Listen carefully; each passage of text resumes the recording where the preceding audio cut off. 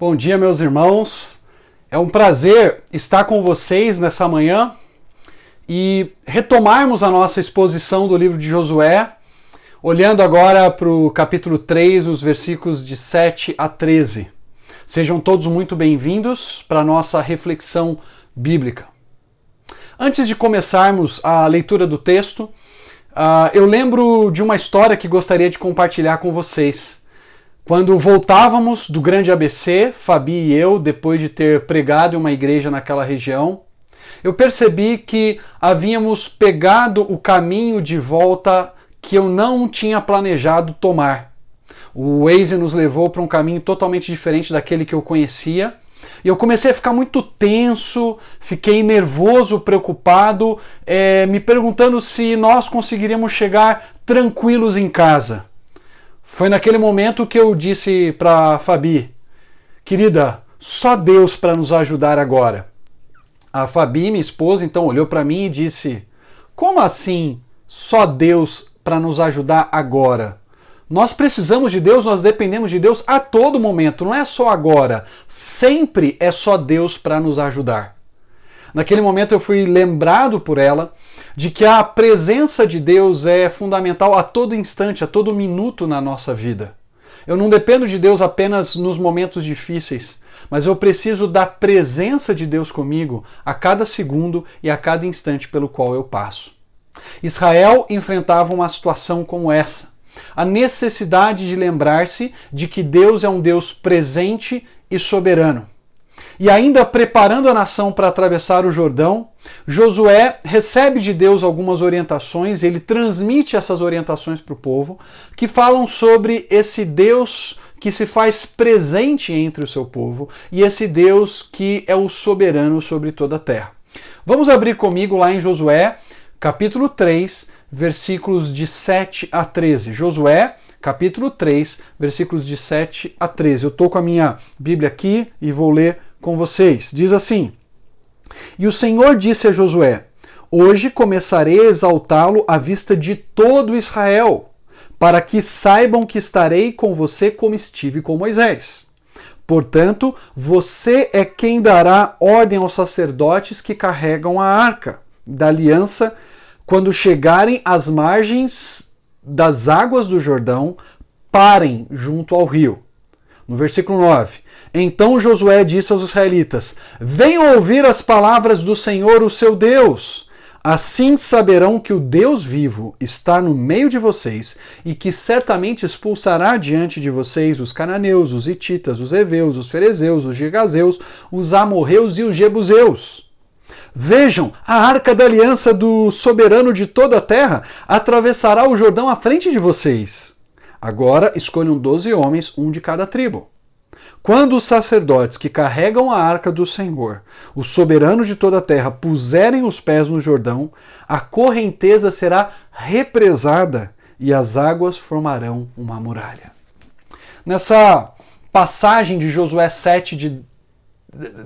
3, de 7 a 13, nós aprendemos várias lições a respeito de Deus. Eu quero destacar duas verdades, duas declarações importantes neste domingo e depois destacarei outras duas verdades importantes no próximo domingo. A primeira verdade que nós aprendemos aqui nos versículos, especialmente nos versículos 7 até o 10a, é que Deus se faz presente entre o seu povo.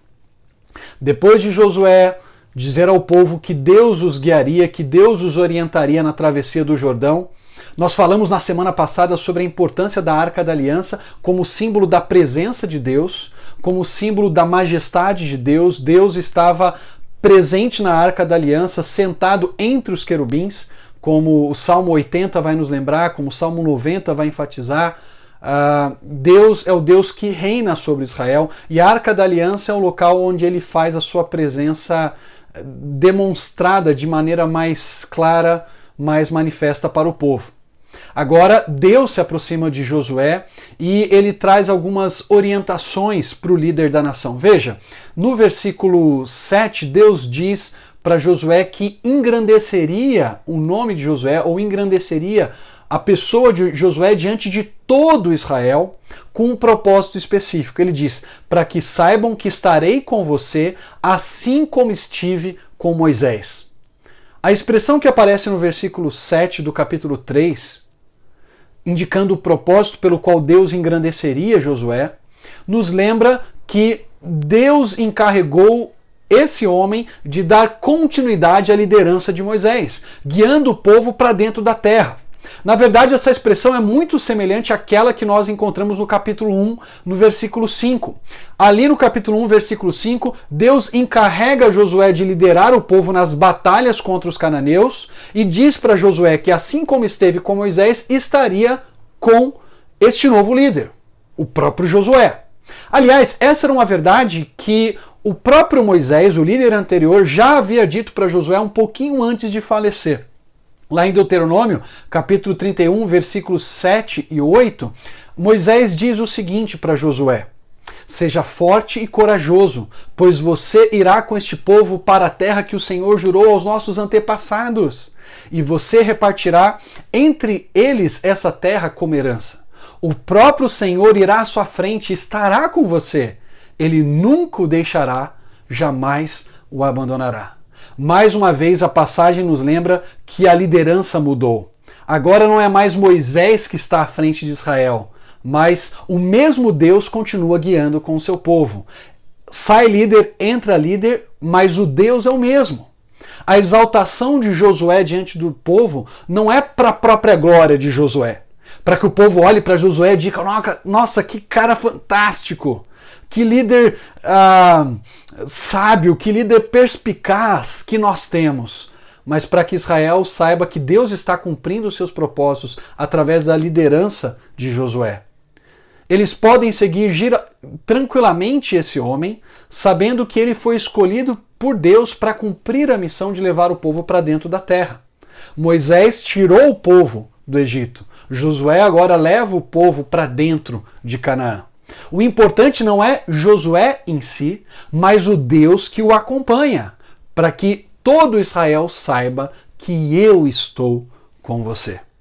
E aí no versículo 8, Deus orienta Josué a dar ordens para os sacerdotes, aqueles sacerdotes que levavam a arca da aliança do Senhor, que representava a sua presença entre o seu povo. Ele diz: olha, diga aos sacerdotes que quando eles entrarem na margem ali do Jordão, quando eles pisarem as águas da margem do Jordão, eles devem parar.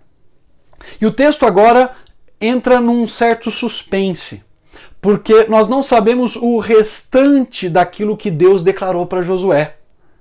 A passagem, a narrativa, ela meio que paralisa aqui e só mais na frente nós vamos saber exatamente o que vai acontecer quando os sacerdotes pisarem as águas do Jordão. Lá no versículo 13 nós ficamos sabendo que quando eles pisam as águas do Jordão, ou quando eles pisassem as águas do Jordão, as águas também parariam, assim como eles estavam parados naquela margem. O ponto central aqui é enfatizar esse suspense e essa lembrança de que basta uma ordem de Deus para que o povo de Deus o siga. Eles não sabiam exatamente o que Deus ia fazer até o versículo 13.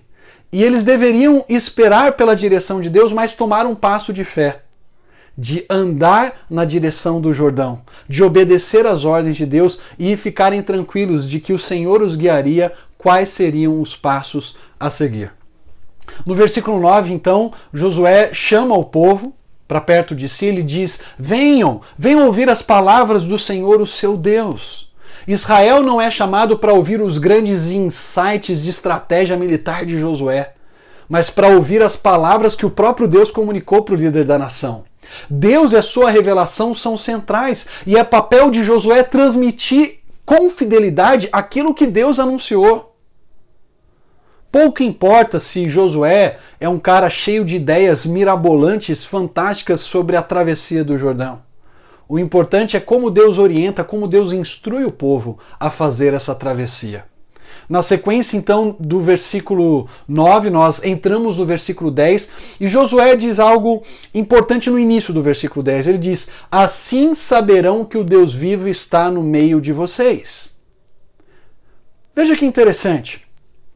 No versículo 7, Deus diz que ele engrandeceria Josué para que todo Israel soubesse que Deus estava com Josué, assim como esteve com Moisés. Agora Josué diz para o povo: assim saberão que o Deus vivo está no meio de vocês. Deus não apenas estava com o líder da nação, Deus estava com a nação como um todo. E aí no versículo 13 vai ficar claro para nós que a presença de Deus seria revelada no meio do povo quando as águas do Jordão fossem cortadas. A expressão hebraica é literalmente um corte que Deus faria nas águas e elas ficariam represadas como uma muralha na parte de cima, né? Na parte que corria lá do Monte Hermon, lá da nascente, e vinha na direção do Mar Morto, uma parte anterior aonde Israel estava. Essa parte anterior seria então represada por Deus e seria uma demonstração de que ele estava com o seu povo. E era essa certeza da presença miraculosa e grandiosa e poderosa de Deus que deveria então guiar Israel para dentro da terra da promessa. Se Deus está presente, temos tudo o que precisamos. Se Deus está presente, nós conseguimos cumprir a nossa missão de tomar posse da terra que ele prometeu aos nossos antepassados. E aqui nós temos implicações, nós temos ensinamentos para pensarmos também como povo de Deus a respeito da presença do Senhor. Essa passagem nos lembra, assim como o capítulo 1 já havia nos ensinado, que líderes humanos não são indispensáveis, mas a presença de Deus é essencial. Líderes humanos não são indispensáveis. Pode vir líder, pode sair líder, mas a presença de Deus é fundamental no meio do seu povo. A liderança do povo de Deus é marcada por uma sucessão de pessoas que, de forma fiel, decidiram servi-lo com um coração totalmente dedicado a ele. Como Paulo vai dizer lá em 1 Coríntios 3, a respeito da sua liderança, da liderança de Apolo, ele diz: olha, eu plantei, Apolo regou.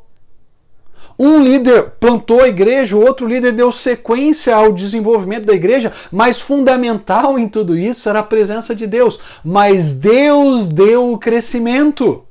Deus levanta líderes, Deus tira líderes, mas a presença de Deus no meio do seu povo não pode faltar. Ele é o verdadeiro líder do seu povo. Deus está conosco e nós podemos descansar na sua direção. Deus não pode faltar no nosso meio. Talvez em meio à quarentena nós enfrentemos uma série de dificuldades, uma série de desafios.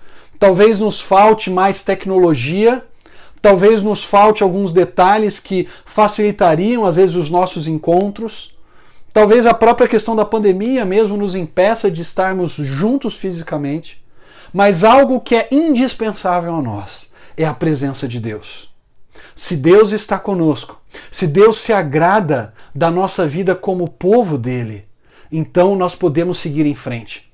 Não sabemos o que virá depois da pandemia. Não sabemos o que está diante de nós. Mas Deus está conosco. E se Deus está conosco, nós podemos caminhar. E se Deus está conosco, nós temos tudo o que precisamos. Essa passagem também nos ensina a importância de líderes transmitirem com fidelidade a revelação de Deus, o que ele diz na sua revelação. Líderes não são chamados a trazerem o seu brilhantismo no ensinamento para o povo de Deus. Líderes são chamados a transmitir com fidelidade o que Deus nos revelou na sua palavra. Eu não posso, como pastor, e nenhum líder da igreja pode, cortar verdades da palavra de Deus porque podem incomodar o ego, ou podem incomodar algumas pessoas porque aquelas verdades confrontam certos pecados. Elas precisam ser ensinadas. Também não podemos acrescentar ideias nossas ou regras nossas que Deus não transmitiu, que Deus não deu. Se essas regras ou se esses ensinamentos não estão presentes na revelação, nós não temos autoridade para ensinar o povo de Deus. Mas se transmitimos com fidelidade aquilo que Deus nos ensinou, se transmitimos com fidelidade aquilo que Deus revelou na sua palavra, então esse ensinamento deve ser seguido, deve ser obedecido pelo povo de Deus. O papel dos líderes não é trazerem insights brilhantes, mas o papel do líder é expor com fidelidade a revelação divina. Josué diz para o povo: venham ouvir as palavras de Deus. E a minha oração, o meu desejo é que enquanto passamos por esse momento difícil, enquanto atravessamos esse rio da pandemia, nós ouçamos com atenção as palavras de Deus. E que os líderes da nossa igreja, as pessoas que lideram os grupos de estudo bíblico, o pastor que está aqui pregando, transmita com fidelidade a palavra de Deus. Deus se faz presente no meio do seu povo. E a presença de Deus, por meio da sua palavra, é tudo o que nós precisamos. Mas Deus também nos ensina algo muito importante nesse trecho, nessa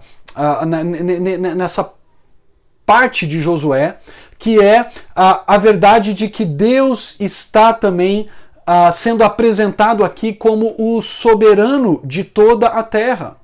Deus é aquele que está presente no meio de Israel, e ele está presente no meio do seu povo, guiando esse povo, dirigindo esse povo, como o rei, como o Senhor. Se você olhar para o capítulo 10, para o versículo 10, parte A, Josué 3, 10a diz assim: assim saberão que o Deus vivo está no meio de vocês. E aí nós chegamos então nos versículos 11 a 13. Veja o que dizem os versículos 11 a 13. Vejam, a arca da aliança do soberano de toda a terra atravessará o Jordão à frente de vocês. Agora escolham 12 israelitas, um de cada tribo, quando os sacerdotes que carregam a arca do Senhor, o soberano de toda a terra, puserem os pés no Jordão, a correnteza será represada e as águas formarão uma muralha. Sabe o que se destaca nesse texto? Além da verdade de que Deus está presente, Josué diz para o povo: vocês saberão, assim saberão. Esse verbo saber, aqui no versículo 10, ele é uma repetição daquilo que Deus tinha dito para Josué no versículo 7. Todo Israel saberá que eu estou com você. E o verbo saber, ele é muito significativo, porque ele antecipa para nós um ato poderoso de Deus, um ato milagroso de Deus que comprova sua presença entre o seu povo. Esse verbo saber, ele não é uma novidade nessa altura da revelação. Ele já havia aparecido várias vezes no livro de Êxodo. Aliás, o verbo saber é muito importante no livro de Êxodo para mostrar para todo o povo de Israel, para todos os egípcios, para o faraó, quem é o Deus de Israel. O verbo saber aparece como uma polêmica no livro de Êxodo, para que todo Israel, com os egípcios e o faraó, saibam que o Senhor estava na terra do Egito, de fato libertando o seu povo. Quando nós chegamos no capítulo 5 do livro de Êxodo e Moisés se apresenta ao faraó, ele diz para o faraó: assim diz o Senhor, o Deus de Israel, deixe o meu povo ir para celebrar-me uma festa no deserto. O faraó acha estranho aquela abordagem de Moisés, trazendo uma ordem da parte do Senhor, o Deus de Israel, e o faraó diz para Moisés no capítulo 5 de Êxodo, versículo 2, quem é o Senhor para que eu lhe obedeça e deixe Israel sair? Não sei quem é o Senhor e não deixarei Israel sair. O verbo saber aparece aqui de maneira muito significativa. O faraó diz: não sei quem é o Senhor e por isso não deixarei Israel sair. Agora o verbo saber, que foi usado por faraó para dizer que não sabia quem era o Senhor, vai ser usado diversas vezes na continuidade da narrativa de Êxodo para mostrar por meio das pragas, por meio da abertura do mar de juncos, quem é o Deus de Israel. O verbo saber vai ser usado como indicativo de que o Senhor está ali presente e de que o Senhor domina sobre tudo, domina inclusive sobre aquelas partes da natureza que os egípcios veneravam como se tivesse alguma relação com um Deus específico. Em Êxodo capítulo 7, versículos 4 e 5, Deus diz para Moisés: porei a minha mão sobre o Egito, e com poderosos atos de juízo tirarei do Egito o meu povo, os israelitas. E os egípcios saberão que eu sou o Senhor quando eu estender a minha mão contra o Egito e tirar de lá os israelitas. Que atos poderosos são esses de Deus? Na sequência nós percebemos que esses atos poderosos, que revelam quem é o Senhor, são as pragas que ele envia sobre os egípcios. E mais de uma vez, enquanto Deus anuncia as pragas, ele repete o verbo saber. Assim como ele usou aqui no capítulo 7, os egípcios saberão que eu sou o Senhor. No capítulo 8, nos versículos 21 e 22, quando Deus vai anunciar as pragas, ou a praga específica das moscas, ele diz o seguinte para Faraó por meio de Moisés: se você não deixar o meu povo ir, enviarei enxames de moscas para atacar você, os seus conselheiros, o seu povo e as suas casas. As casas dos egípcios, bem como o chão em que pisam, se encherão de moscas, para que você saiba que eu, o Senhor, estou nesta terra. Então, o verbo saber é usado junto aos atos de poder de Deus que demonstram ou que revelam quem é esse Deus. Esse Deus é o grande soberano. Esse Deus é um Deus poderoso. E as pragas das moscas revelariam esse Deus que havia escolhido Israel e que o tiraria dali do Egito.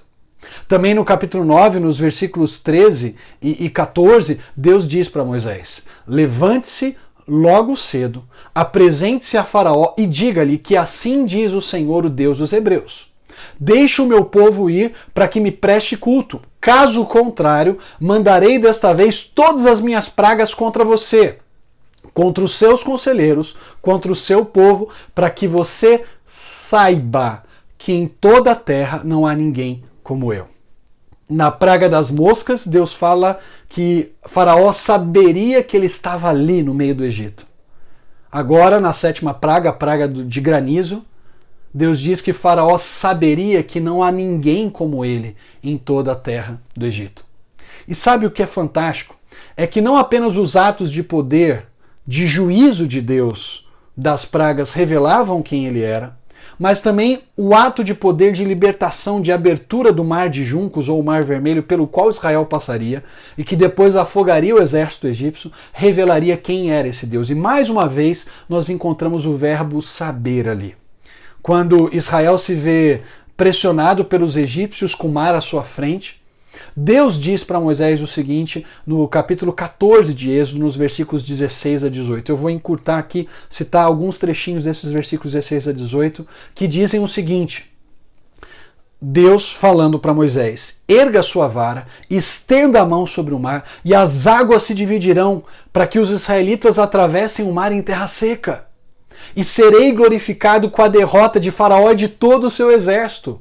E os egípcios saberão que eu, o Senhor, eu sou o Senhor, quando eu for glorificado com a derrota do Faraó, dos seus carros de guerra e dos seus cavaleiros. A abertura do mar de juncos e depois quando Deus trouxesse as águas de volta para afogar o exército egípcio ali naquele mar, seria uma evidência de que ele era o Senhor. E mais uma vez aqui o verbo saber aparece. Um ato miraculoso de Deus de abrir o mar e depois de fechar o mar novamente, mostraria para os egípcios, ou faria os egípcios saberem quem era o Senhor. E mais uma vez aqui nós encontramos o verbo saber. Assim vocês saberão, diz Josué para o povo de Israel no capítulo 3, versículo 10. Assim vocês saberão que o Senhor, que é o soberano de toda a terra, está no meio de vocês. A abertura então do Rio Jordão servia como um testemunho poderoso de quem era esse Deus. E duas vezes, nos versículos 11 e 13, nós encontramos a expressão o soberano de toda a terra. Esse Deus que tinha soberania e poder sobre o Rio Jordão a ponto de fazê-lo parar, também tinha poder e domínio sobre toda a terra. Israel poderia descansar de que esse Deus que prometeu a terra para Israel daria para o povo. Porque se ele é o Deus que comanda todo o mundo, aquela porção de terra ele tinha condições de entregar para o povo da sua herança. Em Josué capítulo 24, mais uma vez, nós encontramos o verbo saber associado à travessia. Já no capítulo 4, 24, o povo já atravessou o Jordão. E o texto diz para nós que Deus assim fez para que todos os povos da terra saibam que a mão do Senhor é poderosa e para que vocês sempre temam o Senhor, o seu Deus. A abertura então do Jordão, que estava à frente, que aconteceria em breve, revelaria que o Deus de Israel é o verdadeiro Senhor das nações e distribui a terra ao seu povo como Criador e dono dela. A soberania de Deus oferece a Israel, o seu povo, a justa reivindicação da terra que estão prestes a entrar e a conquistar. Veja que interessante. Assim como os sacerdotes, no versículo 8, param com os seus pés sobre, ou deveriam parar com os seus pés sobre as margens do Jordão, o versículo 13 diz para nós que as águas do Jordão também parariam como um muro. Quando esse Deus, levado pelo seu séquito, sentado no seu trono, que era a Arca da Aliança, para no Rio Jordão, o Rio Jordão também para diante do soberano de toda a terra. O que essa segunda parte da passagem nos ensina quando mostra que Deus demonstra a sua soberania, demonstra o seu domínio por meio desses atos de poder? Bom, essa passagem, essa segunda parte da passagem, essa segunda verdade da passagem, traz a implicação de que o Senhor é o grande soberano digno da minha e da sua reverência e da nossa submissão. Ele é o Rei e Senhor. Nossa reação diante de um Deus tão grande e poderoso deve ser de admiração, reverência e obediência. Deus não é algo quentinho assim que a gente sente no estômago. Deus não é o Papai Noel cósmico. Deus não é o cara lá de cima. Ele é o Rei de toda a terra, digno da minha e da sua adoração. Ele é o Senhor das nações e a nossa reação diante dele deve ser a mesma reação de Isaías. Lá no capítulo 6 do seu livro, quando ele vê o Senhor sentado num alto e sublime trono e diz: ai de mim!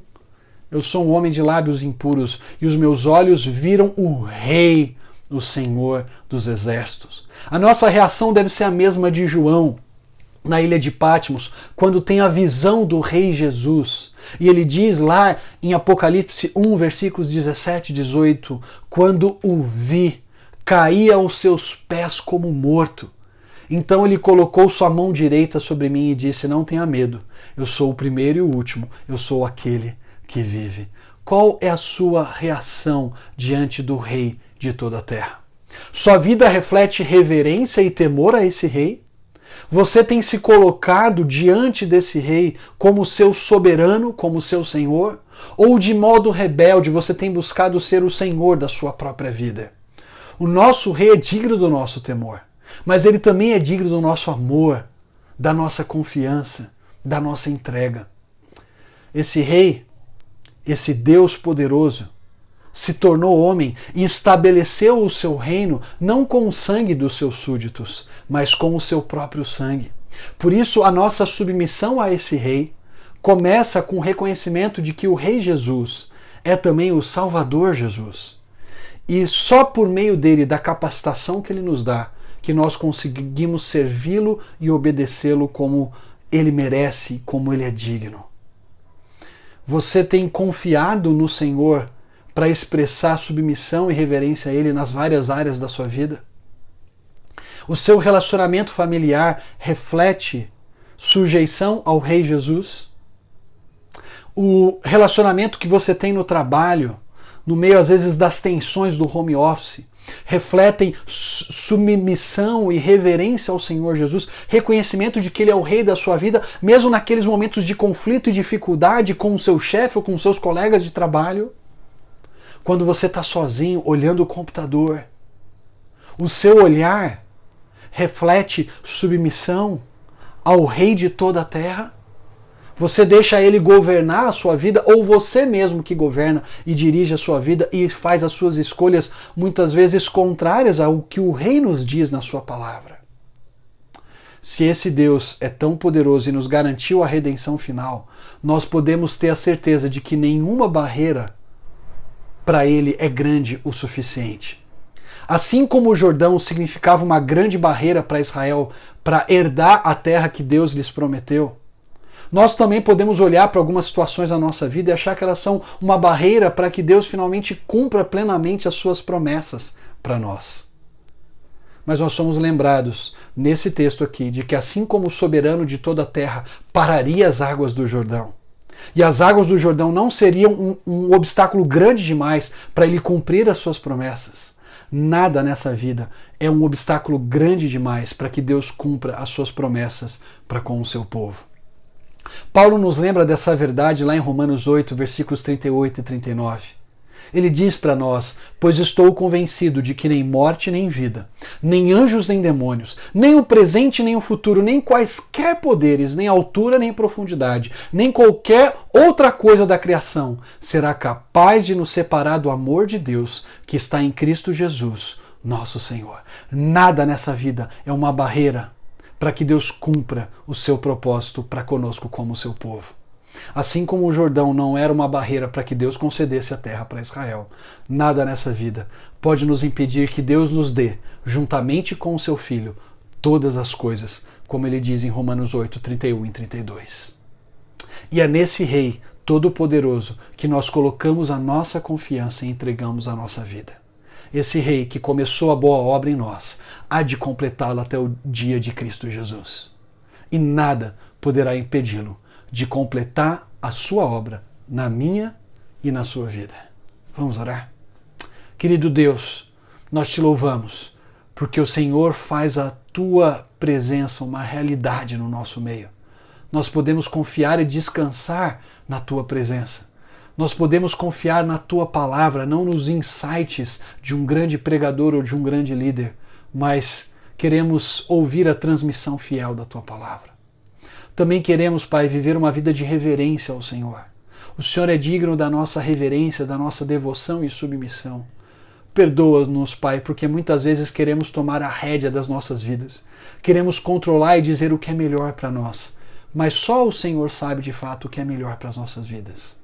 Nós te louvamos e te agradecemos porque tu és Rei. Podemos confiar na tua soberania, mas queremos também que a tua soberania seja uma realidade em cada escolha que fazemos, em cada relacionamento que temos, em cada amor que cultivamos. É o que nós oramos, no nome de Jesus. Amém.